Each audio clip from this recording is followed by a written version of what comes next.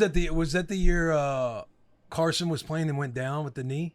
No, that was the year before because Carson went down with the knee. That's right, because that's when they won the Nick Super Bowl. won the Super Bowl, and Nick. then the season he came in, that's when Nick was benched. No, Carson was the starter. Carson had a back injury at some point right around when I got there that they didn't know. By the way, their doctors mishandle so many injuries, like so many. I'm talking about guys, they had to go to court for it. Damn. Malpractice. Yes. It's noted. I mean, Chris Maragos, they mishandled him, and that's how the Eagles moving with them for like $1 bajillion. But anyway, then what was I saying?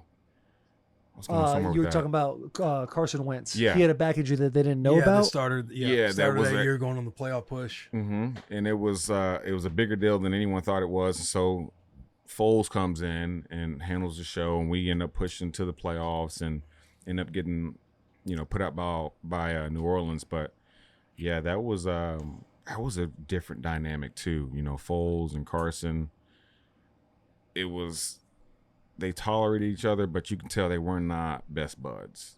It's right? got to be hard, man, because it's like Carson, he was like a front runner for the MVP before he went down. Yeah, he was. They were like what, 12-0? Mm-hmm. Yeah. And then he goes down, they go on and win the Super Bowl with Nick Foles. Mm-hmm. Nick Foles plays well. There's all this talk going on because I want to say, was that starting to get into the... I think they was going to the Super Bowl regardless if it was either quarterback. There were question marks around like Carson's work ethic and buy-in in the offseason on whether it's, hey, are you staying with us to train in Philly? And it sounds like that's not the place you want to be at. So you might be somewhere else. And then, hey, who's going to be the starter? He was the MVP, but you also have the Super Bowl winner.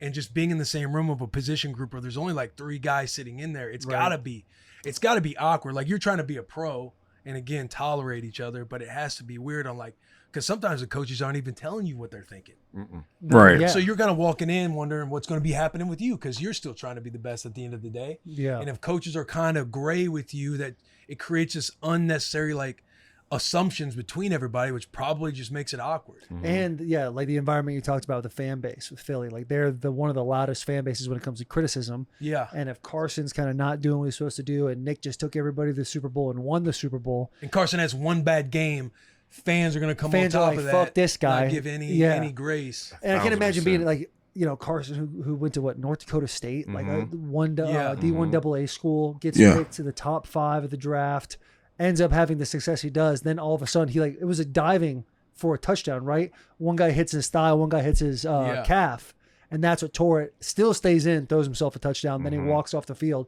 That's a badass fucking move. Absolutely. But to sit there and have the ACL, knowing what the fan base of the Eagles are, I bet you there was a piece of him that's like, hopefully they go far in the playoffs, but they don't want to win it though. Yeah. Because then it's like that main character syndrome comes in, the narcissism that every football player possesses, the ego in a lot of ways. And then the next season, I'm sure in the offseason is already talking, we want Nick. Nick's the guy that's going to do it. This guy's damaged goods, blah, blah, blah. When did Carson have this back injury? You say it was right before you got there? It was like, it had to be before I got there, and it got worse. And Damn. They got x-rays and saw that he had something really going on. It was either back or neck, and then he was kind of out of there, which had to be like, because I got traded right before the deadline, like literally on my off day before they called me, which is week 8? Yeah. At the time, we're playing 16 games. So damn, on an off day? I don't know, 10, 11, 12 maybe. I don't know. What do you feel like it was that was creating? Because obviously you weren't there the year before and some of the stuff leading up, but when you're getting in and learning about the big picture of everything, where do you feel like a lot of the friction was getting created? Do you feel like Carson has just not back to where he was full health and he just couldn't go? And so Nick was probably the better guy to play. Was there political stuff going on with Carson and Nick in the front office? It's got to be such a weird thing to walk into halfway through the season as well. It was so uncomfortable, man. It is one of the hardest things ever to get traded midseason, especially as a receiver. And try to figure out how I can step in and like be an asset to this organization like right away, because the show still has to go on. Yeah. And I've been running slants my entire life, but the way Carson wants to slant versus how Stafford or any other quarterback wants to slant, it's just different. And if it comes down to like, all right, well, it's fourth down, 2-minute offense. Who am I going to go to? I'm going to go to the guy that I've been running the slant with the whole year. Nothing against your athleticism or how you run it. Just like I'm not completely comfortable, and that's just the difference between, the Understandable that you have and the bonding you have. But to me, Carson, he's a young guy, and obviously being drafted in the first round and in the city of Philadelphia is just hard, man. I mean, everybody knows their sports and everyone has an opinion, and they are not afraid to boo you. You can have 11 straight good games and one bad game, and you getting booed. And so that shit horrible, gang. That is fucking horrible. You're the quarterback of you're supposed to be the face of the franchise, and then this happens. Nick comes in, takes you the rest of the way. I know, like, on camera, I'm super happy for the guy, but deep down you're thinking, like, man, is this... He's taking your spot. How do they view me? Do they even think I was a huge part of the Super Bowl run? Although, I didn't take us the whole way. You just got all these thoughts that pop into your head. Definitely.